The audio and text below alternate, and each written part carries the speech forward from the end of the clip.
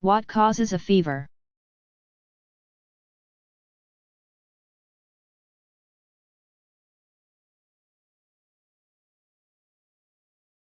The average temperature of the human body, when measured under the tongue,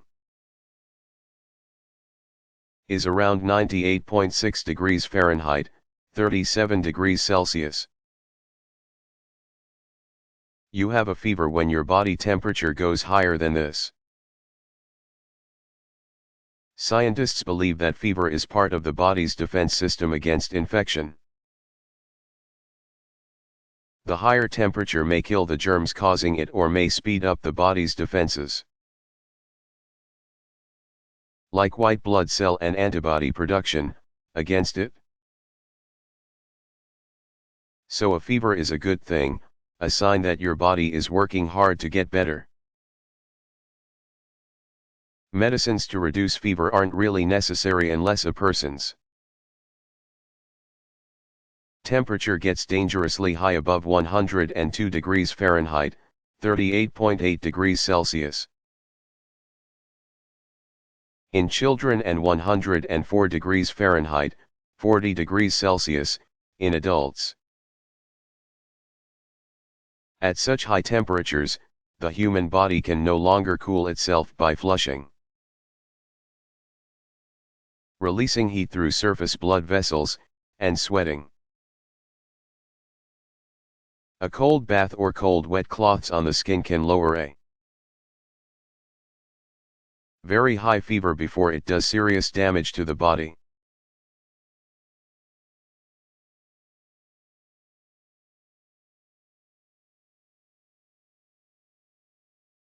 Who wouldn't want such a feeling?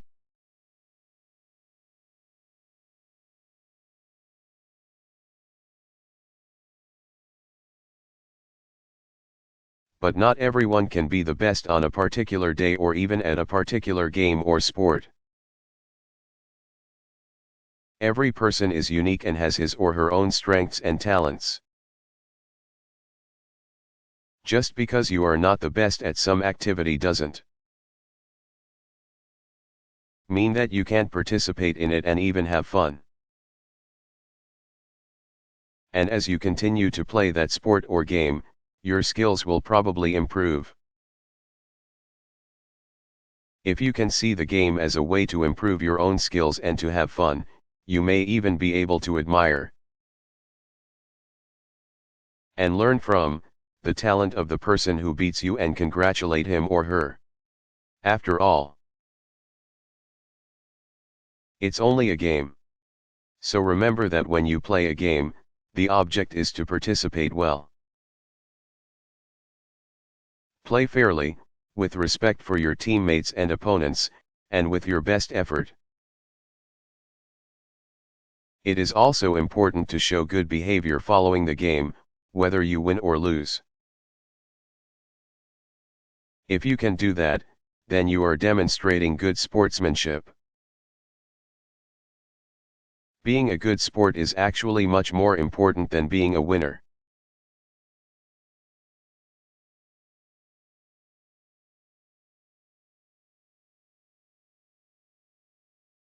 Why is the bald eagle the official national symbol of the United States?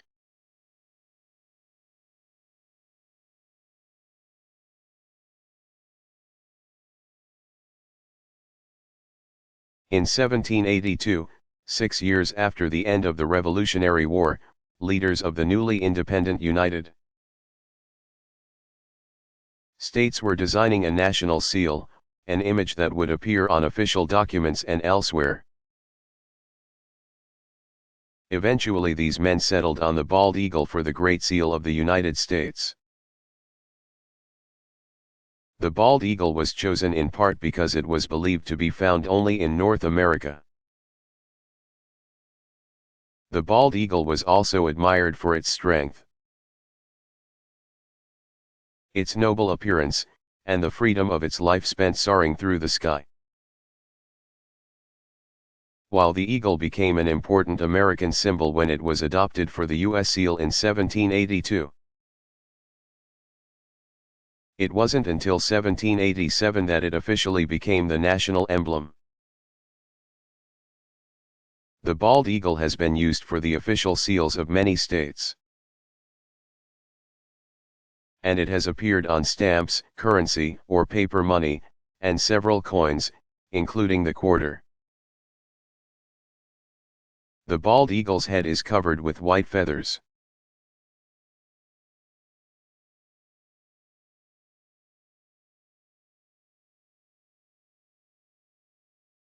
How does a fire extinguisher work?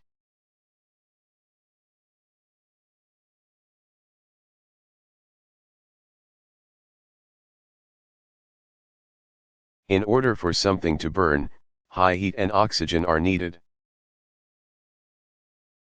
All fuels have their own particular temperatures at which they begin to burn when exposed to high heat, called their flash points. Removing heat or oxygen from fuel will put out a fire. Water is frequently used to extinguish fires. Large supplies of water can be found almost anywhere. An important condition when dealing with large fires, like those in burning buildings. Water works in two ways to put out a fire. First, it sharply reduces the temperature of the burning material.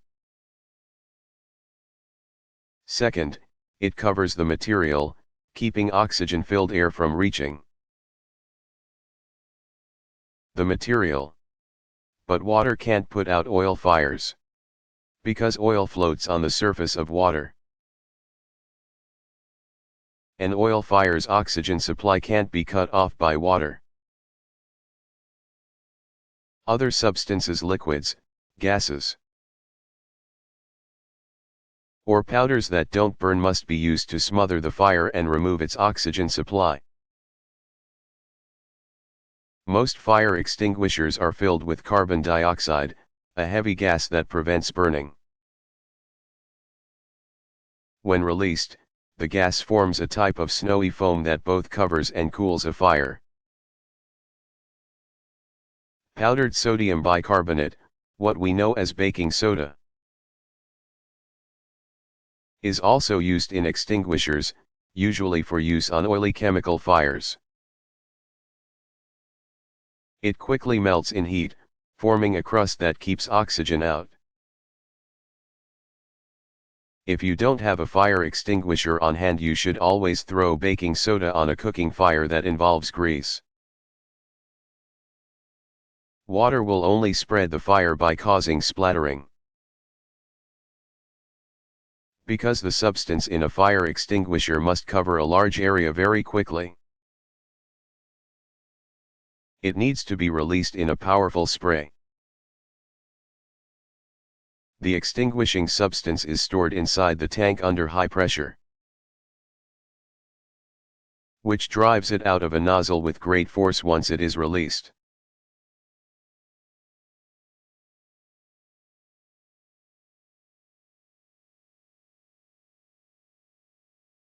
Why do some plants die in winter, while others don't?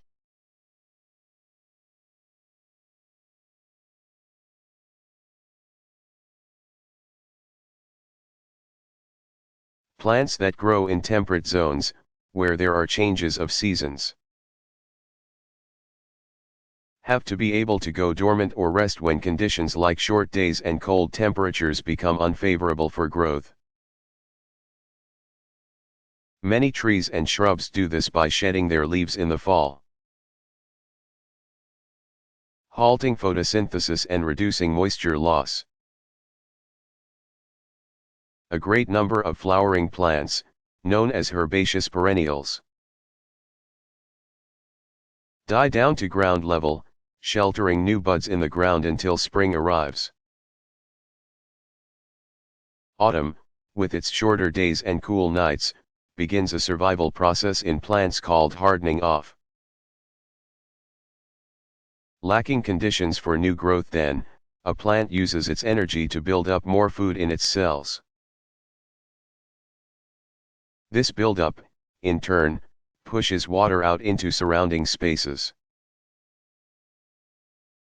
where it will do little damage when it freezes. Plants without this ability to harden their tissues die once freezing temperatures arrive. We call plants that die in winter leaving only their seeds to grow again in spring tender plants. Or annuals, because they complete their life cycles within a year. Hardy plants, or perennials, are capable of surviving many winter seasons, continuing to grow year after year.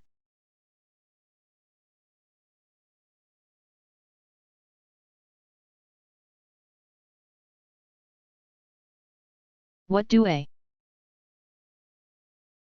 M and PM mean?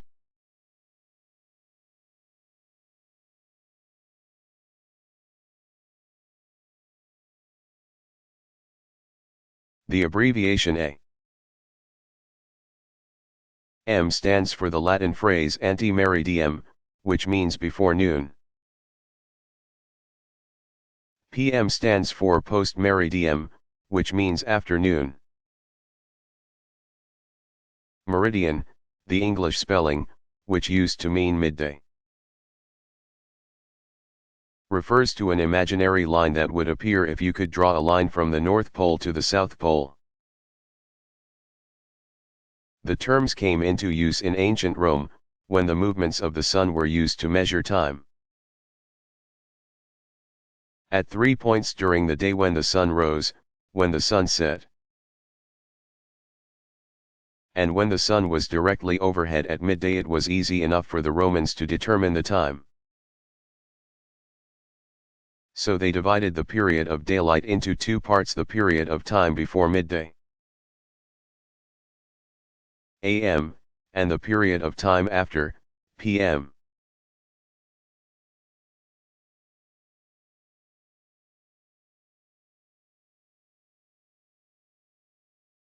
Why don't girls have penises?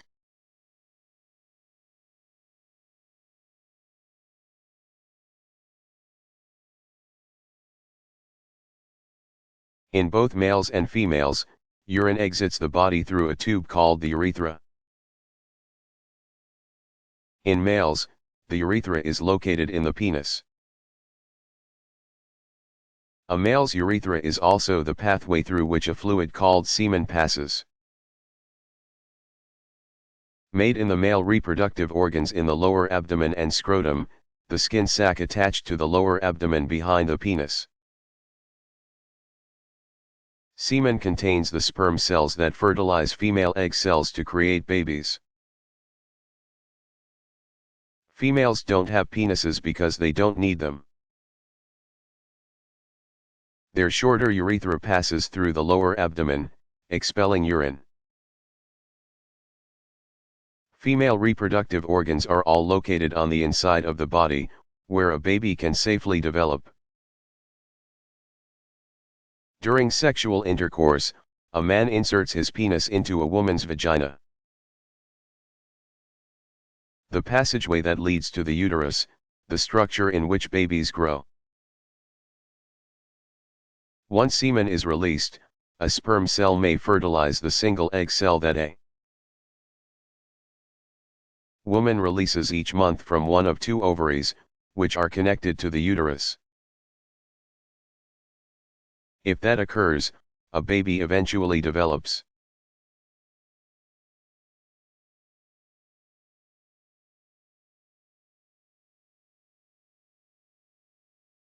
How can desert plants live without water?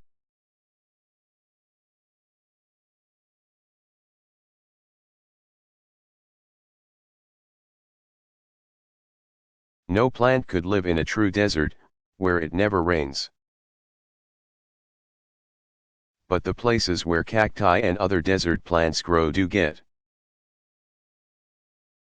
rain once in a while, even if it's only every couple of years or so. When it rains, desert plants quickly take up the water through their roots, storing it in fleshy leaves and stems. That stored water allows them to survive until the next rain comes. The roots of desert plants are either very deep, drawing from hidden underground water, or widespread and shallow to best gather the water that hits the ground. Their leaves and stems usually have a heavy, waxy coating to help keep moisture in. The tiny pores, or stomata, on their leaves through which carbon dioxide, oxygen, and water pass are located in pits instead of on the surface to further minimize moisture loss. Some desert plants even keep their stomata closed during the blistering heat of the day and open them in the cool of the night, the reverse of what most plants do. Cactus plants are particularly well adapted to their hot, dry surroundings. Over millions of years the leaves of cacti became so small to reduce water loss that on many only sharp spines remain. Their thick stems or branches now do the work that leaves ordinarily do, making food through photosynthesis. Often the stems of a cactus are ribbed, allowing any morning dew to run down and be absorbed by the plant's roots. The ribs also allow the plant to expand and contract according to the amount of water it has stored inside. After a good rain, up to 90% of a cactus's weight may be water.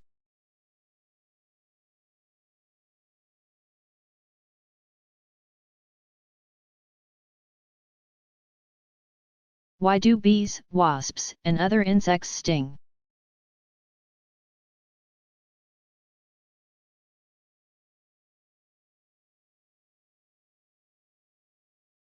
An insect's sting is a defensive weapon used when it senses danger. It was developed to keep predators away from it or from its colony in a hive or nest. It is designed to pierce the skin and inject a poison or venom into the predator. If you have the bad luck to be stung by an insect, there are a few things you should do. First, move away from the hive or nest if one is nearby. A stinging bee sends out a chemical signal that excites other bees. Second, try to remove the stinger from your skin by scraping it with something hard instead of pulling it, which could squeeze the attached venom sac, releasing more of the irritating substance into the wound. Put some ice on the sting to ease the swelling and pain. If you develop a lot of swelling, a rash, or, most important, have trouble breathing, see a doctor, because you are having a serious allergic reaction.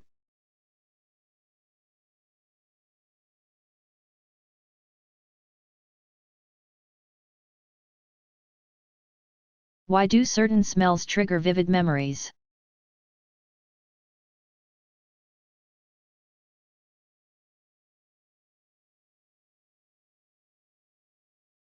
You're at a school fair, and you walk past the cotton candy machine, getting a whiff of the sweet smell. Suddenly you have a strong, clear memory of the trip you took last summer to an amusement park. The memory's so vivid it feels like you're actually there.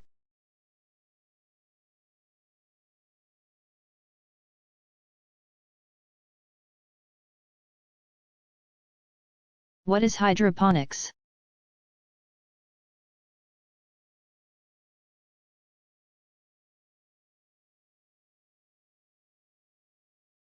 Hydroponics is a method of growing plants in nutrient-rich water instead of soil. People have grown plants using hydroponics for about 50 years. This method is useful in places that have poor soil or for producing special plants for research. Growing conditions can be more closely controlled with hydroponics than out in the field. Crops are not bothered by weeds or insects in their protected, watery environments. And their water and mineral needs are perfectly met in the large tanks in which they grow. Without soil, plants can also be grown closer together. One problem with hydroponics, though, is that plants often have trouble supporting themselves when their roots aren't in soil, which can keep them from reaching full growth. Sometimes the roots of hydroponic plants are put in sand or gravel to fix the problem. Or the plants are supported by wires. In the future, if people live in space stations or on other planets, they will need to use hydroponics to raise food and to recycle carbon dioxide and oxygen.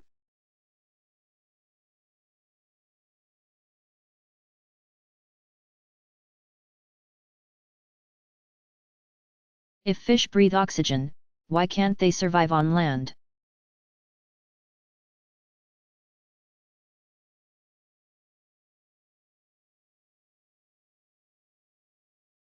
Some fish can breathe on land. Of these, a few actually must breathe air. These are called obligate air breathers. Others, like the eel-like lungfish, the bowfin, and the gar, are adapted to breathe either air or water. These fish probably evolved to breathe air because they live in warmer water where oxygen is present in smaller amounts. For the most part, however, fish must get their oxygen from water and not from air.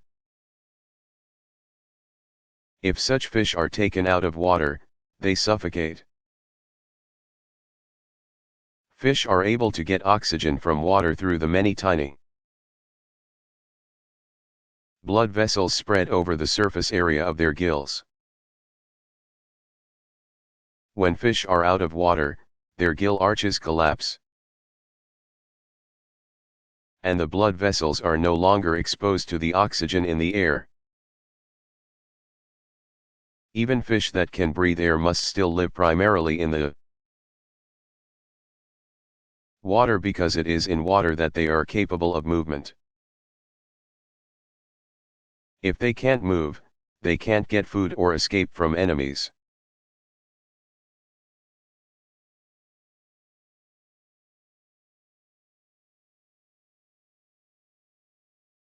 What is literacy?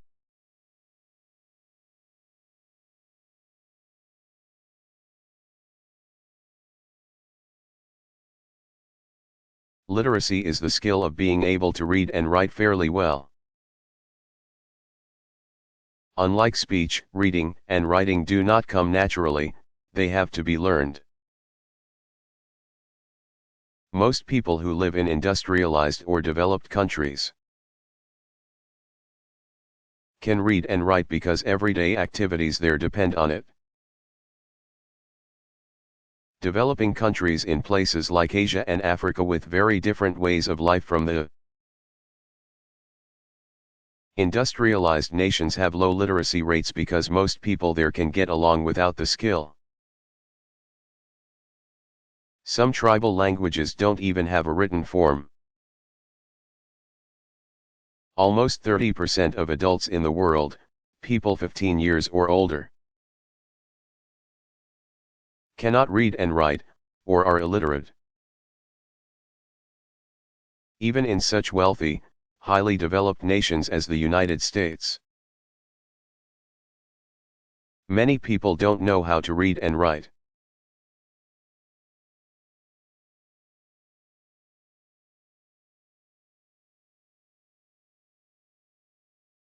What does adopted mean?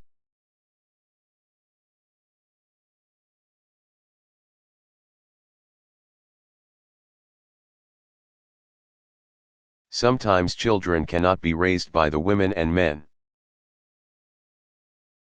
responsible for their births, their natural, or birth, parents. This situation arises for many reasons. The parents may be too ill or may have died. Or they may feel that they are too young or too poor to raise children properly. Happily, many couples, or single women and men, want to raise the children of such parents as their own. When a child is legally adopted, the law recognizes that the new parent or parents and the child are connected in the same ways that natural children are connected with their parents, sharing the same rights and duties. Once a child is adopted, his or her birth parents lose all legal control over that child. What the law doesn't state but what every adopted child knows is that the love shared with an adoptive parent is the same too.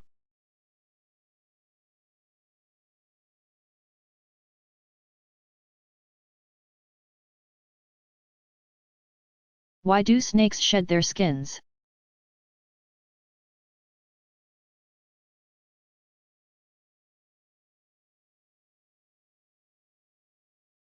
Snakes grow rapidly when they are young, and they continue to grow throughout their lives. Their skin does not grow along with them, however. So they must shed their outer covering regularly, replacing it with a new, larger skin. Additionally, the scales covering a snake's body occasionally get damaged or wear out. All animals produce new cells to replace old, worn-out parts of their outer covering. For snakes, the replacement process does not happen bit by bit, but all at once, in a process called molting, or shedding. When the new skin is ready, the outer layer begins to loosen. The snake's eyes turn a milky blue color because the skin covering the eye cap has loosened. To help get the molting started, the snake may rub its head against a rock, pulling the skin loose from its head. It then crawls completely out of its old skin, turning it inside out in the process and revealing its brand new skin. The new skin has the exact same pattern of scales as the old. Snakes shed more when they are young and growing quickly than when they get older. But on average a snake will molt between 2 and 4 times a year.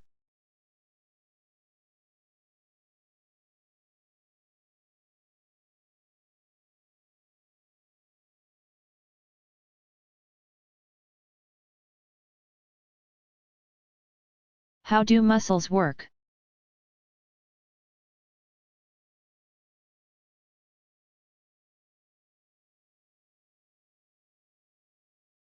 Your brain tells your skeletal muscles to move by sending signals through your nervous system.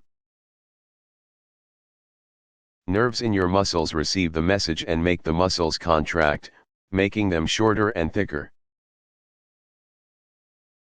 Contracting causes the muscles to pull the bones to which they are attached. But muscles cannot push, so usually a second muscle, following a second message from the brain, has to pull the bone back. A lot of muscles work that way in pairs.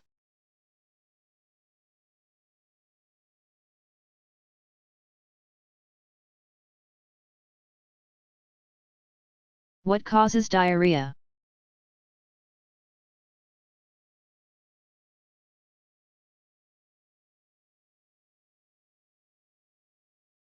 Diarrhea is simply food that moves through your digestive system too fast. It often occurs when the digestive tract is irritated and inflamed by certain foods, or by an infection caused by germs, bacteria and viruses. In an effort to rid your body of these irritants or germs quickly, The special muscles of your intestines move food along faster than usual, cutting short the digestive process. Your small intestines may not be able to absorb all the nutrients in your food, then. And that part of food that can't be used solid waste isn't able to stay in your large intestines long enough to have its excess moisture removed and returned to your body. That is why diarrhea is so watery. Because that extra moisture stays in your waste instead of returning to your body. It is important to drink a lot of fluids when you have diarrhea. In addition, it is best to avoid eating solid food for a while, which will help quiet the hyperactivity of the digestive system.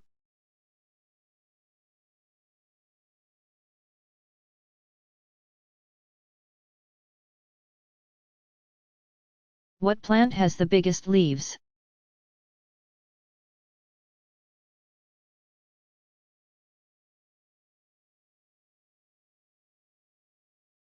Two species of palm trees have the largest leaves in the world. The raffia palm that grows in the Mascarene Islands in the Indian Ocean and the Amazonian bamboo palm of South America both have leaf blades. Leaves with supporting stems, that measure up to 65 feet, 6 inches, about 20 meters, long.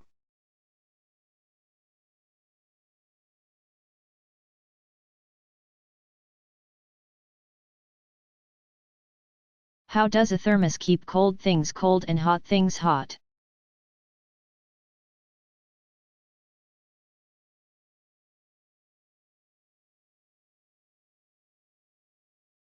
A thermos is also called a vacuum bottle because it uses a vacuum space that has no air in it to keep heat from escaping from hot things inside. It also keeps heat from getting inside to make cold things warmer. The vacuum is located in a thin space between the thermos liner and its outer wall, where it stops the movement of heat to and from the outside air. A vacuum works in a thermos because it is empty of air and molecules, and therefore has no conductivity. Heat is caused by the motion of molecules. Because the opening of a thermos is also tightly sealed with a stopper or lid made of a non-conductive material, no heat can escape or enter there, either. Hot food stored in a thermos can keep its heat for many hours, in the same way. Cold food can remain cold because the vacuum insulates it from the warm air surrounding the thermos. The linings of thermoses used to be made of glass, which is a good insulator. The linings were also coated with silver, which made them shiny and reflective. Such mirrored liners worked very well. They were able to efficiently bounce back the invisible rays of heat energy, radiation, given off by all hot things. But there was one problem: glass thermos bottles broke easily. Today, most thermos containers are made of metal or plastic, which generally don't work quite as well. Also, because vacuums in thermoses aren't perfect, they contain some air, and because their lids don't seal perfectly, they cannot keep cold things cold and hot things hot forever.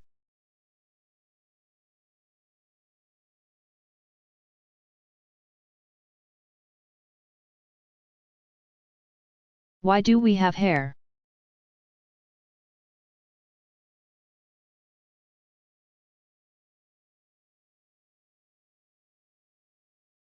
Prehistoric human beings were covered with a coat of heavy hair that protected them from the cold and from other threats in the environment like attacking animals and rugged terrain. The fine hair that covers our bodies now is probably a remnant of our prehistoric days. Today we have less need for a thick coat of hair on our bodies, we wear clothes to keep warm. And few things in our world threaten to seriously damage our skin. Yet we still have heavy hair on certain areas of our bodies for protective purposes. Our eyelashes and eyebrows, for instance, keep dirt and sweat out of our eyes. And the hair on our heads helps to keep our brains warm in cold temperatures.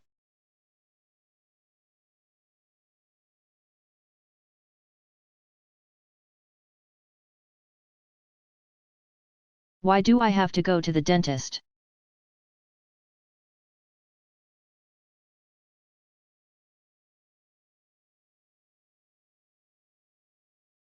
About every 6 months to a year, you should make a visit to your dentist's office.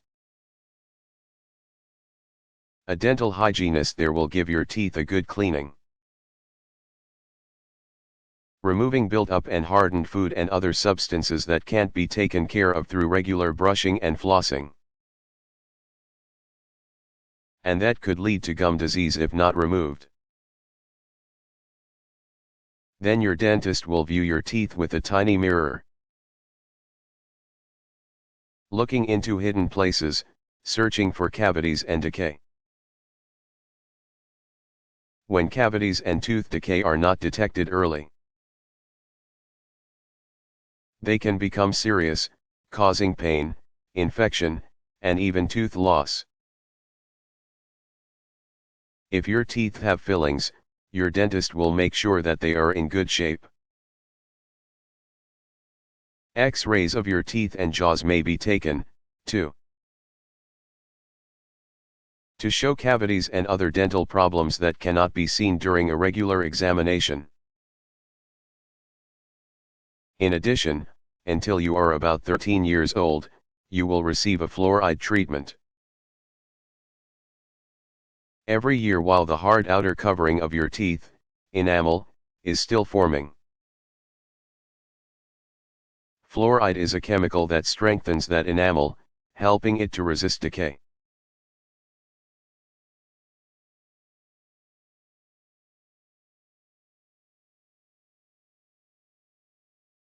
What is a single parent?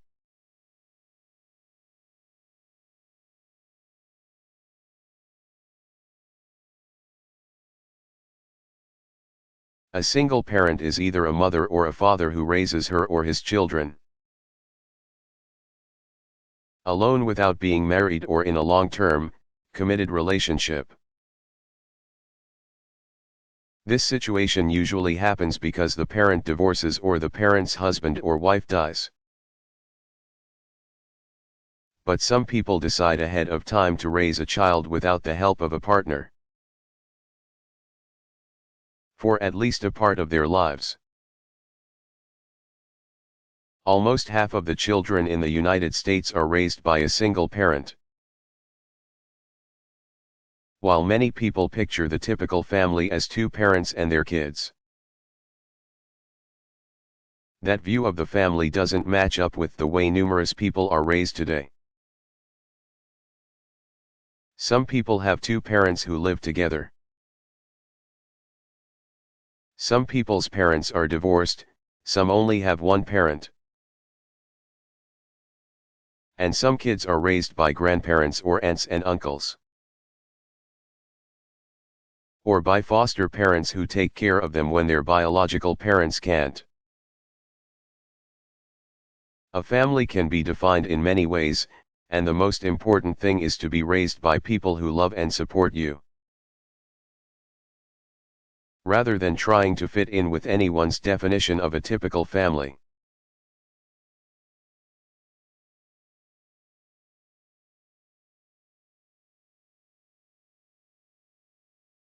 What causes goosebumps?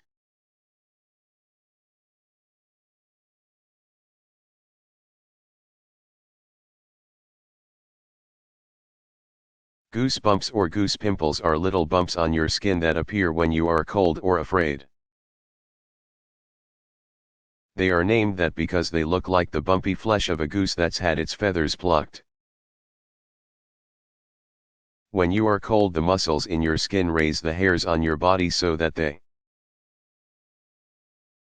can trap a thicker layer of air next to your skin, which may keep you a bit warmer. And, as with all muscular activity, this contraction of the skin muscles also produces heat.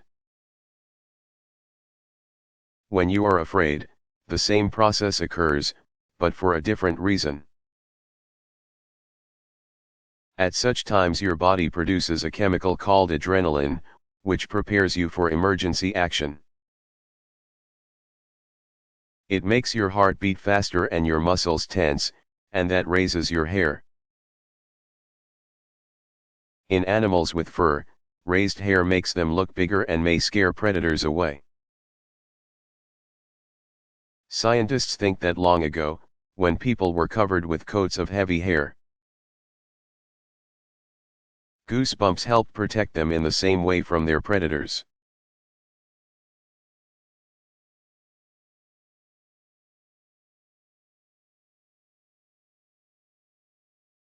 Why do most cereals make crackling noises when you pour milk on them?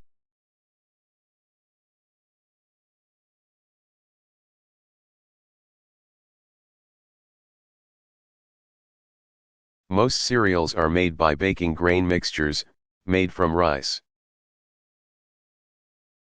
corn, wheat, or oats, that have been formed into bite-sized pieces. During the baking process, these pieces expand, causing tiny holes or cavities to form on their surfaces. When milk is poured onto cereal, it flows over these holes and traps air inside. As the milk starts to soak into the cereal, it forces the air out and fills up the tiny holes.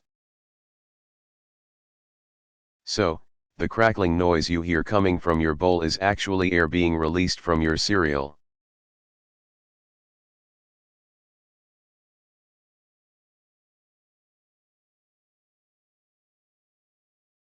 What are barns used for?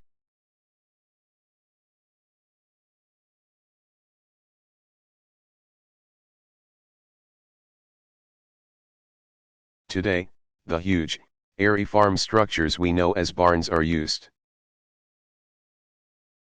mostly to store modern farm machinery and house farm animals. But before modern farming, they had a greater number of important uses. Before the invention of threshing machines, which separate cereal grains like wheat from their stalks, the grain harvest had to be stored in barns, where it would await threshing or pounding by hand during winter months. The structures had to be large and drafty for the process of winnowing, which separated straw dust from the grains after threshing. Before farmers began to raise special crops to feed their livestock during the winter, they used hay, which is dried grass, grown wild or taken from the stalks of cereal crops. Huge amounts enough to last several months had to be stored away. Hay was usually kept in barn lofts located above the main floor, where farm animals spent the winter. This high storage place allowed air to circulate around the hay, keeping it from rotting. It was convenient, too, because hay could be pulled down as needed to feed the livestock. Because farmers had to store their harvest crops in barns, they wisely cut entrance holes near their roofs, inviting barn owls to make nests there. The birds would hunt the rats and mice that liked to feed on the grain.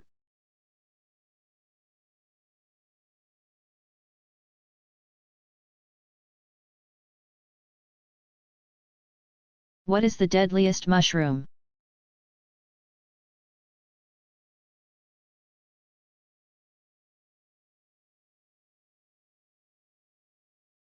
The most poisonous mushroom is the death cap toadstool, Amanita phalloides. It is commonly found where beech and oak trees grow. Even a small piece of it can kill, usually within 6 to 15 hours. Unlike some poisonous plants, the poison of the death cap toadstool is not destroyed by cooking.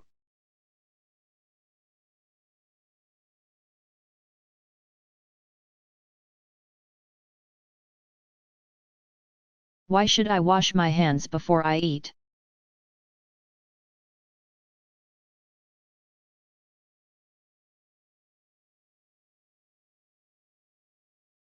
An important entranceway into your body, your mouth is connected to your digestive and respiratory systems. Germs from the outside world should be prevented as much as possible from getting inside these and other systems. Where they can cause problems, keeping your body from running as it should. When you touch things or people that are carrying germs, it is easy to transfer them to your mouth while eating. The problem can be easily solved, though. By washing your hands before you eat about 2 minutes in warm, soapy water does the trick.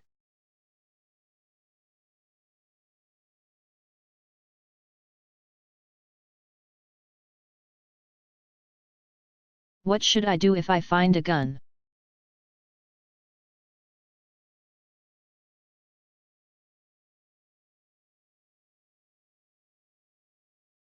Studies have shown that hundreds, perhaps even thousands, of children and teenagers are accidentally killed by guns in the United States each year. Millions of American kids have access to guns in their homes.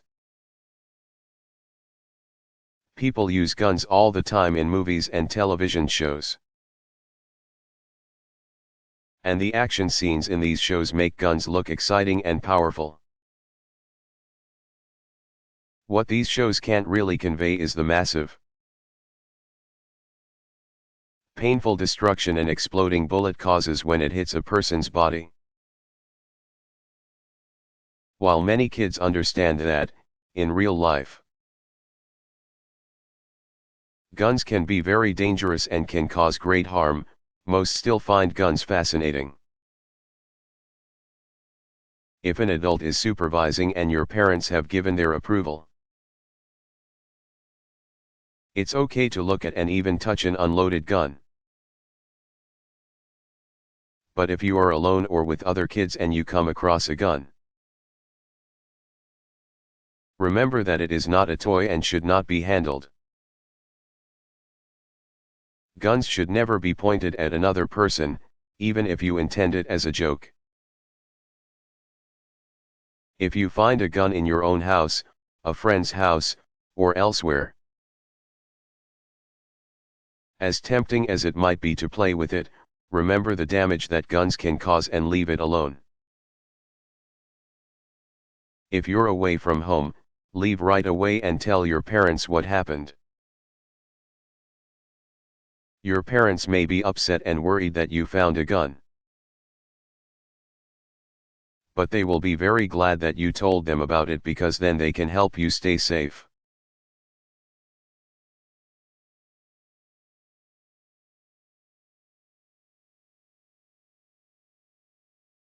Why do I sometimes get a headache when I eat ice cream?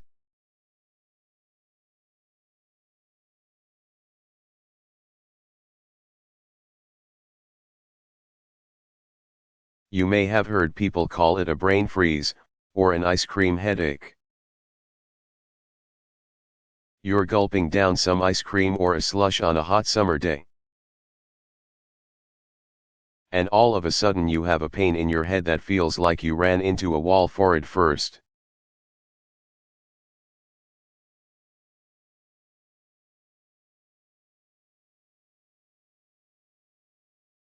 How do X-rays work?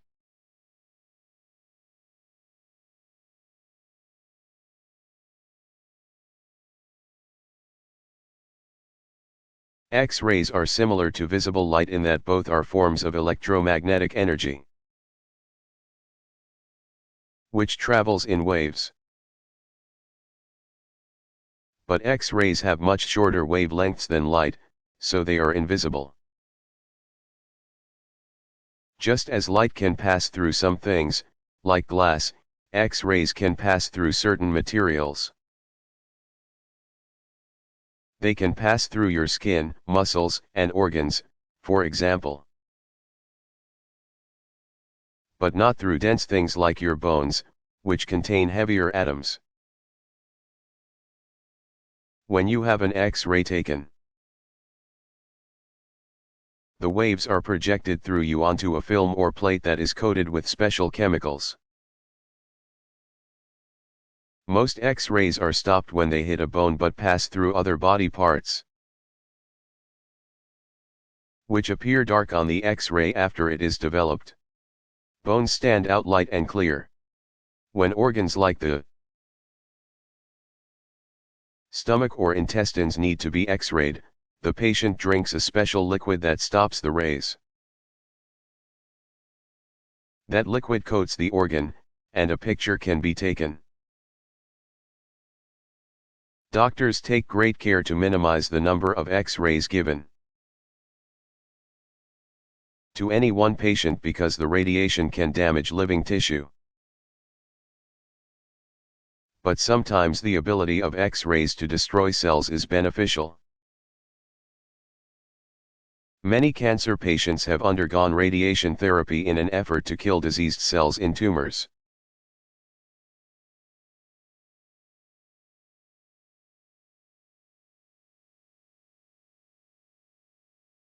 Can carnivorous plants be harmful to humans?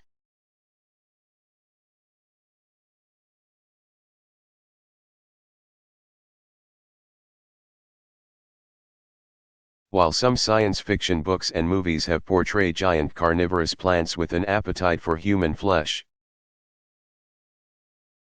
such plants do not exist in the real world. Insect-eating plants are much more likely to be harmed by humans than to cause harm to humans. These plants capture small insects, digesting them using chemicals that are too weak to have any effect on people.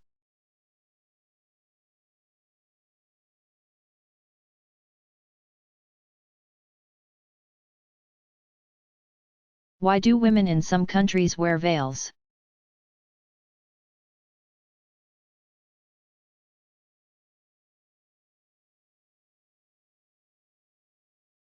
A veil is a piece of cloth that is usually worn to hide a person's hair or face. Women have worn such veils since ancient times, mostly in Middle Eastern countries, primarily for the purpose of keeping men from looking at them.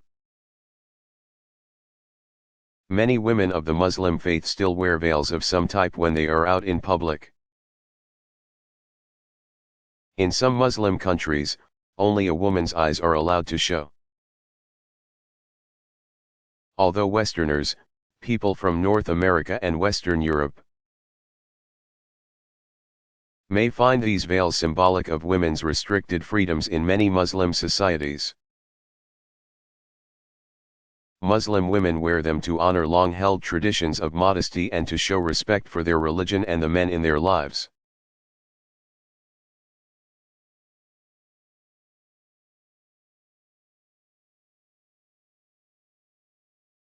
What happens when people stutter?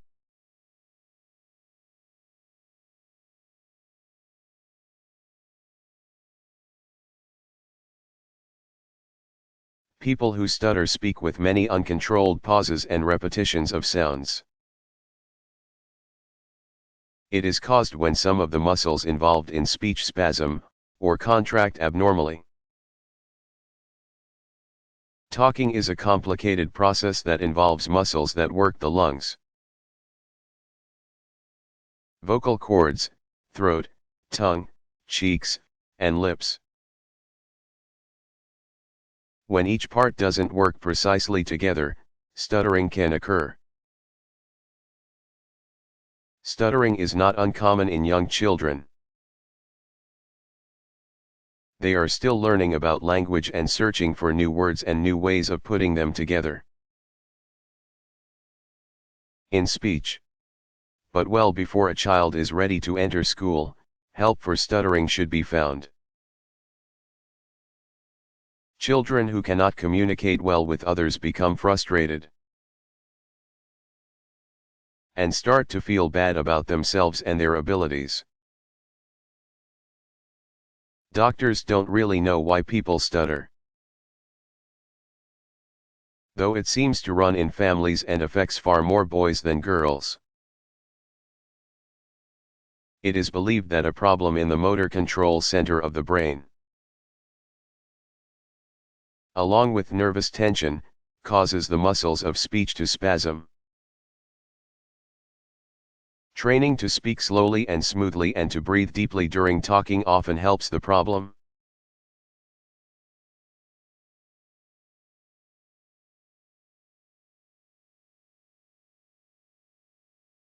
How does nuclear energy work?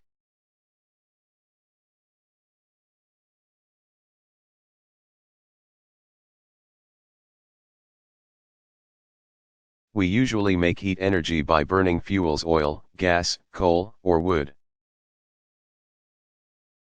In large quantities, such energy can be used to heat water, and the resulting steam can be used to run generators that make electricity. Burning fuel, combustion, is a chemical reaction that converts one form of energy into another. It recombines elements from the fuel and the oxygen in the air into things like ash, smoke, and waste gases, as well as heat. A fission-generated nuclear reaction produces heat in a different way. It breaks apart elements themselves, turning them into waste products with less mass, which creates a great amount of energy. The tiniest particles of matter, atoms of heavy elements like uranium or plutonium, provide the fuel for nuclear reactors. At the center of each atom is a nucleus, which is made up of even tinier particles called protons and neutrons. A nucleus is held together by a powerful force, and breaking up the nucleus releases that force. A nuclear reaction starts when fast-moving neutrons strike the nuclei of fuel atoms, causing them to break into smaller nuclei. These in turn release neutrons that break up more fuel nuclei. All this movement produces great heat, which can be used to make steam to run electric generators. The good thing about fission-generated nuclear energy is that very little fuel is needed to produce huge amounts of energy. 2 pounds of nuclear fuel could produce as much energy as 6.5 million pounds of coal, for instance. The challenging part is that the process must be very carefully controlled. If it isn't controlled, the chain reaction behind it could create so much energy and heat in a fraction of a second that the result would be an enormous explosion. This explosion is exactly what occurs in nuclear weapons. In a nuclear reactor, control rods that absorb neutrons are moved in and out of the core to control the process. A nuclear explosion is especially damaging because it releases harmful gamma rays known as radiation into the environment. This byproduct of nuclear fission is another problem connected with nuclear power. Nuclear reactors are encased in thick layers of steel and concrete to keep radiation from escaping. And because leftover nuclear fuel is highly radioactive, It must be carefully stored far away from people for decades or even centuries before it is safe again. Transporting and disposing of dangerous waste is another challenge presented by nuclear power. Most recently used fuel is sealed in safety containers and buried deep underground. The nuclear process that we get our power from is called fission, where atomic nuclei that break apart produce great energy and heat. But nuclear power can also be created by a process called fusion, where atomic nuclei join together. Scientists are still working on creating a satisfactory fusion reactor. The sun produces its great energy and heat through the nuclear fusion of its hydrogen gases.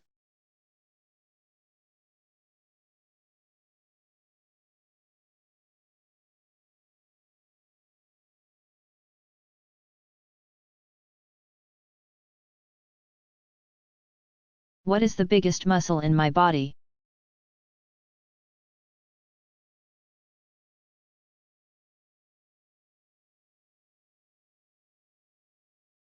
The largest muscle in the human body is the gluteus maximus.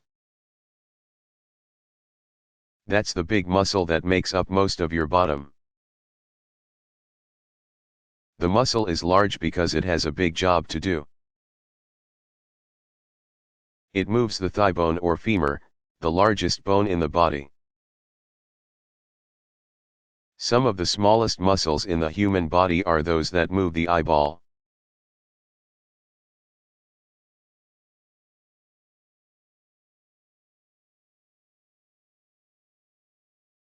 What do plants eat?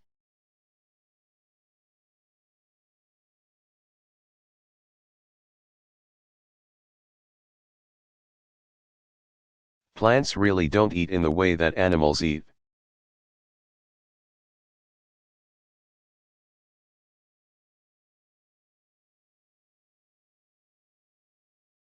What are predators and prey?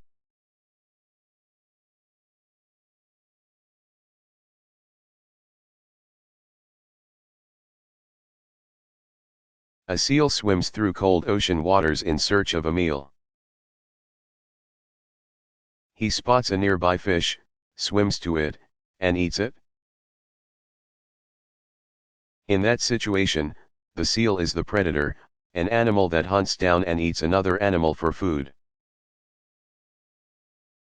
The fish, on the other hand, is the prey, an animal that is hunted as a food source by another animal. In the ever-shifting world of the animal kingdom, however, an animal that is a predator in one situation could be the prey in another. The fish-eating seal, for example, might later find itself the intended prey of a hunting polar bear. While it may seem harsh and cruel, and it's always difficult to watch on television nature shows,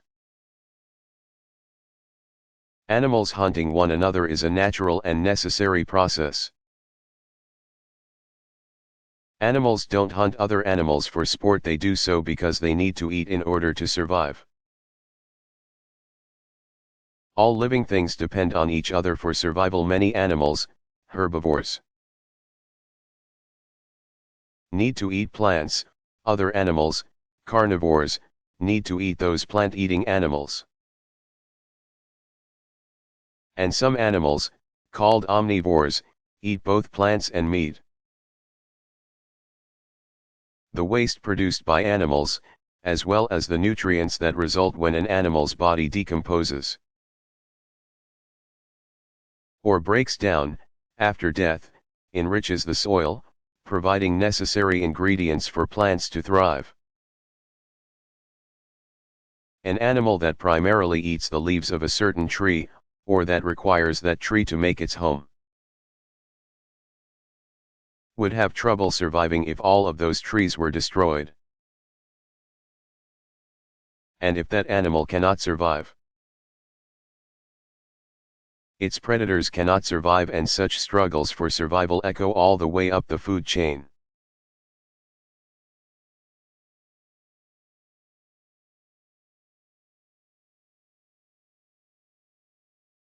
Are spiders insects?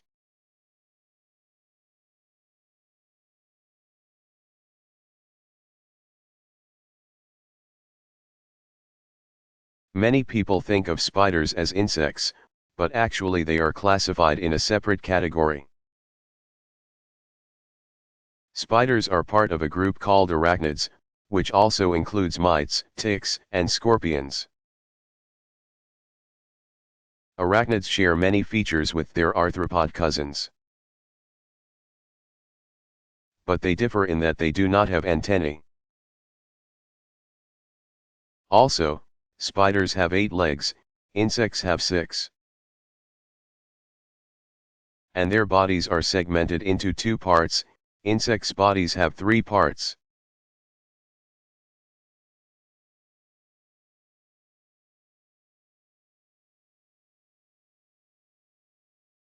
Can some animals grow a new limb after one has been cut off?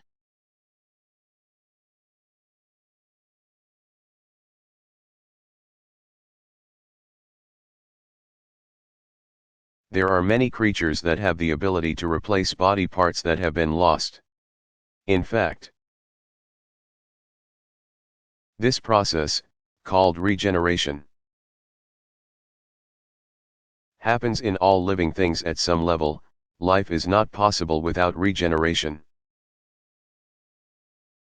Generally, the more complex the organism, the less dramatic the regeneration. Human beings can replace old skin cells with new ones, for example. While a certain species of flatworm can regenerate a new head and tail, basically a whole new worm from any one of its segments. A hydra, a freshwater invertebrate with a tube-like body that has several tentacles at one end, has such amazing regenerative ability that an entirely new hydra can be regrown from just a tiny fragment of the animal. Several insects, if they lose a limb before they reach their adult stage, can grow a new one. Crustaceans like crabs and lobsters can replace lost claws or legs with new ones. Even some vertebrates, which are more highly developed than invertebrates, are capable of some amazing regeneration. Bony fish, a group that includes salmon, tuna, and most other creatures we think of as fish, can regrow a fin, though the group of fish that includes sharks cannot. Some amphibians can replace lost limbs with new ones, while some lizards can grow a new tail if the old one gets cut off. Birds cannot grow new limbs, though their ability to replace old feathers and sometimes beaks with new ones is a type of regeneration. The regeneration that mammals are capable of is more modest. Deer produce new antlers every year, for example, but no mammal can regrow a new limb or tail.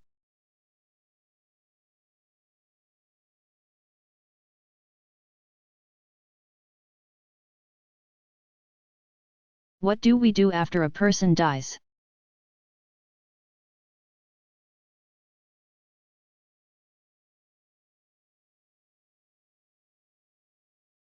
Throughout human history and in places around the world, people have done many different things with their dead. The ancient Egyptians, for instance, took great care when preparing the bodies of their dead rulers. It was believed that their leaders were immortal and would need their bodies in another world after death, the afterworld, in a process that took several months. Ancient Egyptians carefully preserved dead bodies through a process called embalming. They wrapped the bodies with layers of linen, wax, and spices. Some of these mummies still exist today, some 6,000 years later. In the United States today, most people are buried in coffins.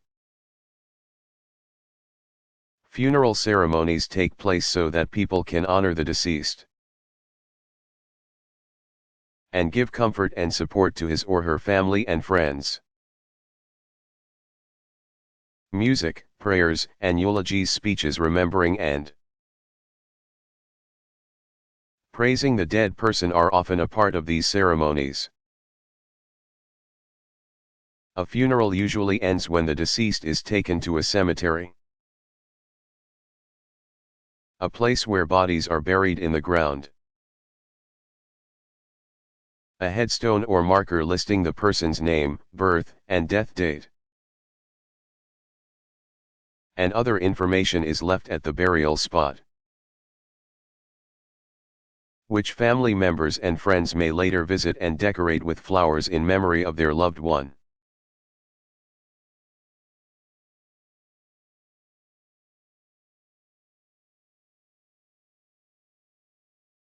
Where does our food come from?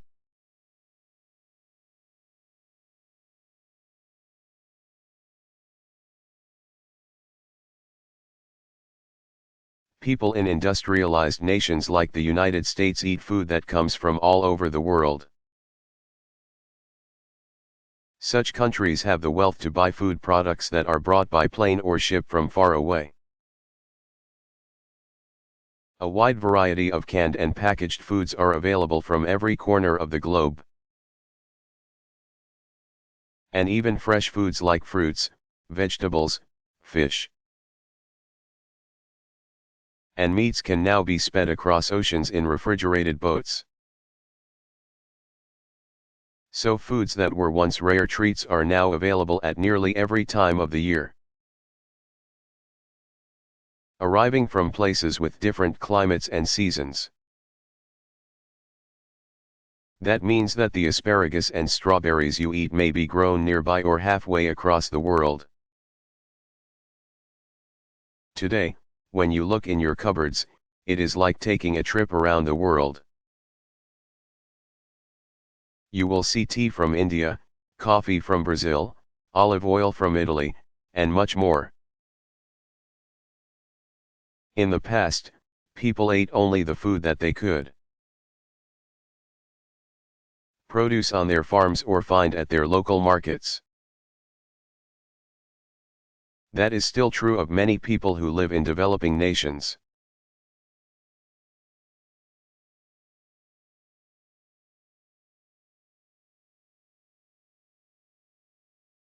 How do frogs croak?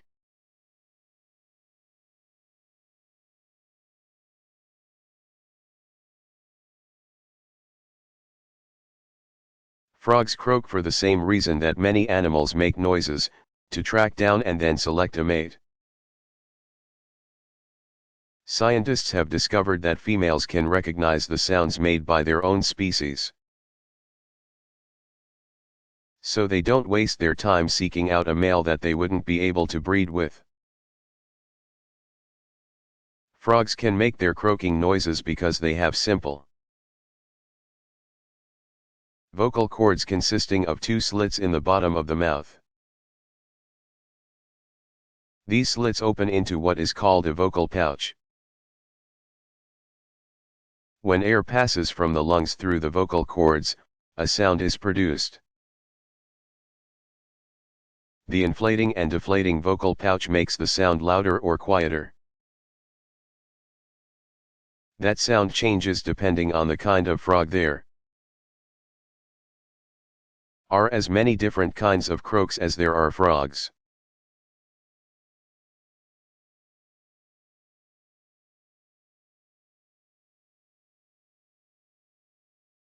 Why are sweets so bad for my teeth?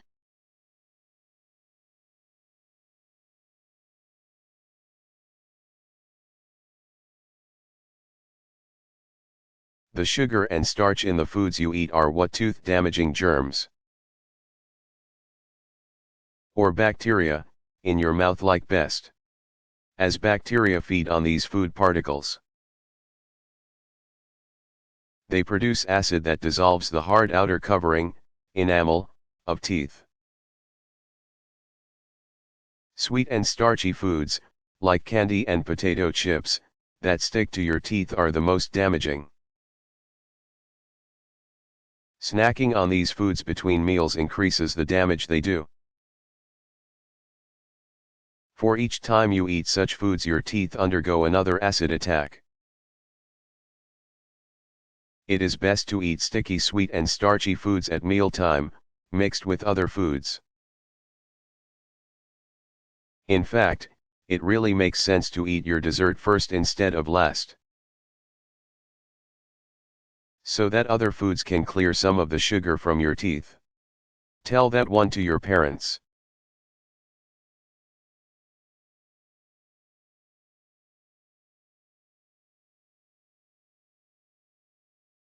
Why do I have to say I'm sorry after behaving badly?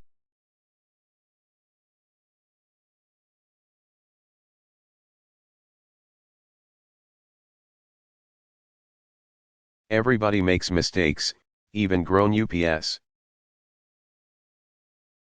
Mistakes are a big part of learning to be a better person. If you behave badly breaking rules and hurting other people, it is important to show that you realize the mistakes you've made and the harm you've done, and that you will try to do better next time. Saying I'm sorry brings that message to the person you've hurt or disappointed, and often makes him or her feel better. And even though it's very hard to apologize, you may find it will make you feel better, too. When someone has hurt or disappointed you and comes to apologize, try to forgive him or her quickly.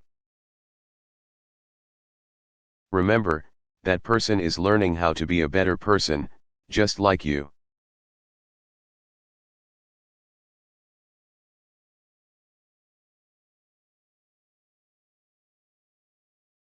Do all new plants grow from seeds?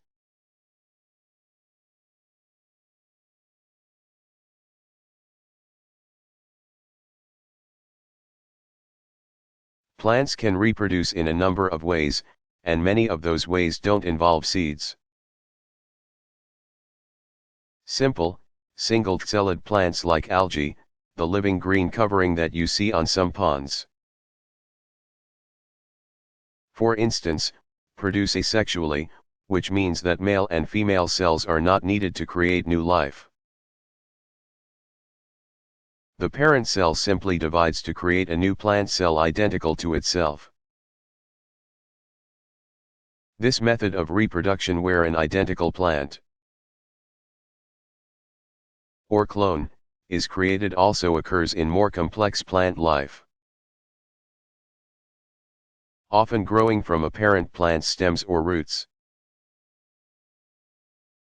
New plants receive water and food through connecting runners until they develop roots and leaves of their own. A strawberry plant, for example, often uses this method of reproduction. Bulb plants like tulips frequently reproduce in a similar way, growing new bulbs on the sides of parent bulbs, and cuttings. Parts of roots, stems, or leaves can be taken from many kinds of plants and grown into identical versions of the plants from which they came. But sexual reproduction, where male and female cells unite to create a new plant, is the most common method of plant reproduction. Plants like ferns do this through spores, and conifers, cone-bearing plants, and flowering plants achieve it through seeds. A plant created through sexual reproduction inherits genes from both parents, unless it is self-pollinated, and will not be identical to either. The changes that come about in offspring from the combination of genes works well because the plant's new genetic traits may allow it to survive better in an environment that is always changing.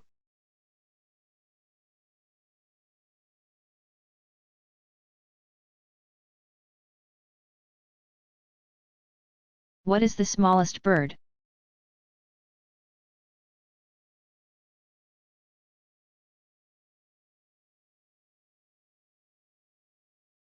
The smallest living bird is the bee hummingbird, including its beak and tail.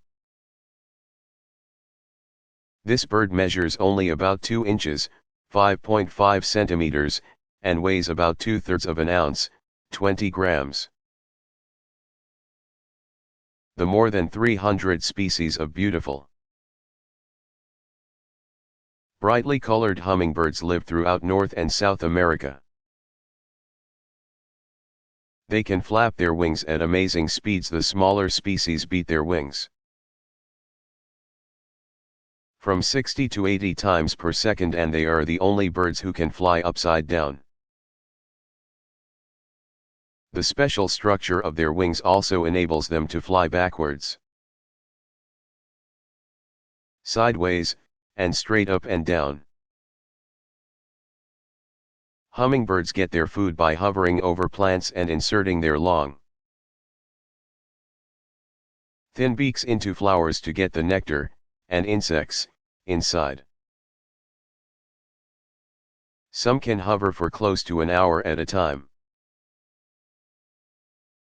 Like bees and other nectar-eating creatures, hummingbirds help to spread pollen, the dusty grains that allow fertilization in plants.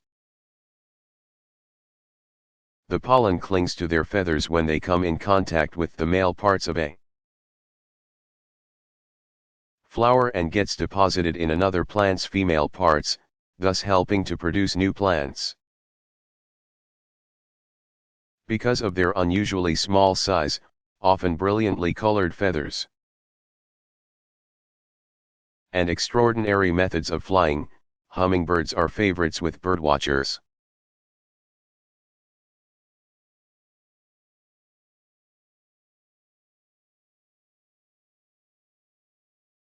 Why do I have to get shots even when I'm not sick?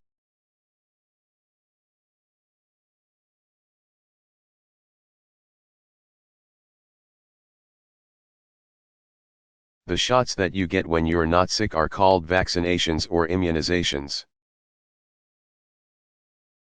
They prevent you from getting certain serious infectious diseases like polio, tetanus, and diphtheria. Not too long ago, before vaccinations were used, people, especially young children, died in large numbers from such diseases. Most infectious diseases are communicable, which means they are easily passed from one person or animal to another, through infected air, contaminated food and drink, or an opening in the skin. Ordinarily, when disease-causing germs, viruses or bacteria invade your body, your immune or defense system springs into action to get rid of the foreign organisms. Your white blood cells produce substances called antibodies that attack and destroy the invaders, helping you to recover. The antibodies remain in your body, ready to attack the same germs before any illness develops should they ever invade again. After having one infection, you are said to have developed a natural immunity to those particular germs. But you can also become immune to certain disease-causing germs through vaccinations. Developing immunity through vaccinations is a whole lot safer than developing it naturally from having a serious illness. Taken into the body by mouth, swallowed, or injected in a shot. Vaccinations are dead or harmless versions of specific disease-causing germs. These inactive germs are unable to cause sickness but can still make the body's immune system produce antibodies against them. So if a vaccinated person is exposed to the live germs in the future, antibodies will already be present in his or her body, waiting to attack before any illness can start. Sometimes it takes several doses of a vaccine spread out over time to produce full immunity in an individual. The immunity given by other vaccines may weaken after a number of years and have been strengthened with a booster shot.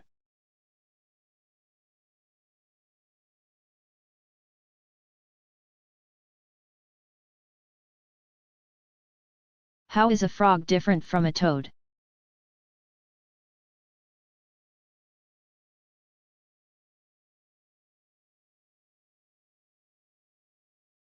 Frogs and toads have many features in common, but there are a couple ways to tell them apart. In general, frogs spend more time in the water, while toads spend more time exploring land. Frogs have smooth, moist skin, while toad's skin is generally bumpy. Toads get around by walking and hopping, while frogs, which generally have longer legs, do more leaping. Frogs' feet are more fully webbed than toads, and their legs are usually longer. Frogs and toads make up the order Anura, and within that order there are almost 25 families of frogs. The toads in the family Buphinidae are called true toads, while the frogs in the family Ranidae are called true frogs. The hundreds of other types of anurans in the remaining families are commonly described as frogs if they resemble the Ranidae and toads if they resemble Buphinidae. This rather unscientific method of describing these animals sometimes means that one animal from a particular family is called a toad while a close relative from the same family is called a frog. Sometimes, since there is no commonly used word that refers to frogs and toads together, scientists will simply use the word frog to cover both types of animals. There are about 3,800 species of frogs and toads, and they come in many different shapes, sizes, and colors. The smallest, a Brazilian frog, measures no more than 39 inches, around 10 millimeters, in length. While the Goliath frog from West Africa is almost 12 inches, 30 centimeters, long.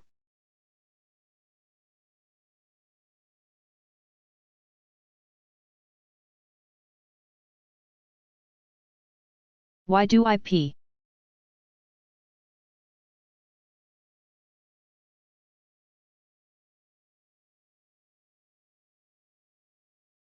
Food provides the energy that you need for your body systems to run smoothly.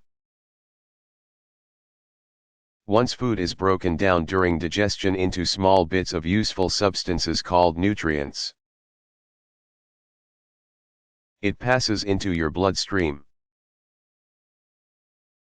While circulating through your body, nutrients are absorbed by your cells, where they are used for processes that release energy.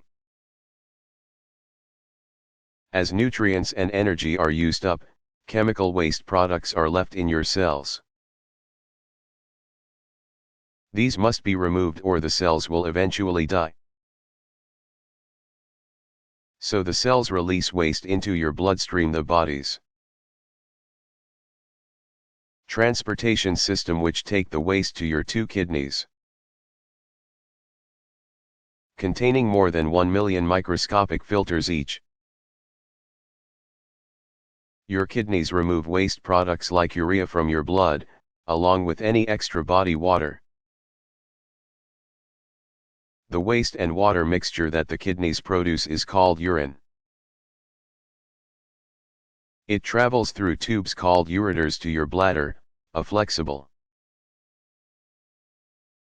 balloon-like structure where urine is temporarily stored before you urinate, or pee. when your bladder has about 1 cup of urine in it. Stretch sensors located in its wall send fullness signals to your brain, which then directs you to empty it.